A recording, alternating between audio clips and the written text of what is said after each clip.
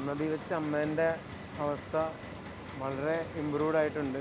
അപ്പോൾ അമ്മയ്ക്ക് വേണ്ടി പ്രാർത്ഥിച്ച എല്ലാവരുടെ അടുത്തും നന്ദി പറയുന്നു. വിഷ്ണുവിനെ അത് എന്നോട് ചോദിച്ചു നന്ദി പറയാറായോ എന്ന്. ഞാൻ പറഞ്ഞു നന്ദി എപ്പോൾ വേണേലും പറയാം.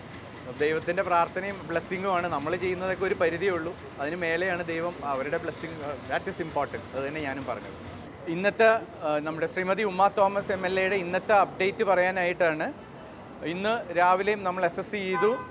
പേഷ്യൻ്റ് സ്റ്റേബിളാണ്. ഞാൻ ഇന്നലത്തേക്കാളും വേണമെങ്കിൽ കുറച്ചും കൂടി സ്റ്റേബിളാണ് പേഷ്യൻ്റ്. പക്ഷേ നമുക്ക് വീൻ ചെയ്യാൻ വെൻറ്റിലേറ്റർ, എല്ലാവർക്കും അറിയേണ്ടത് എന്നാണ് വെൻറ്റിലേറ്ററിൽ നിന്ന് പുറത്തോട്ട് വരിക എന്നുള്ളതാണ്. അതിനാണ് നമ്മളും ശ്രമിക്കുന്നത്. അതിന് മാത്രം ചിലപ്പോൾ ഇത്രയും കൂടി സമയം വേണ്ടി വരും. പക്ഷേ ഇന്നത്തെ ഡെവലപ്മെൻറ്റ് എന്താണെന്ന് വെച്ചാൽ, ഇന്ന് എക്സ്റേ എടുത്തപ്പോൾ ചെറിയൊരു നീർക്കെട്ട്, ഇത്തിരി ഒരു വെള്ളക്കെട്ട് റൈറ്റ് സൈഡിൽ ഒരു 160 ml ഉണ്ടായിരുന്നത് ഇന്നൊരു 200+ വന്നിട്ടുണ്ട്.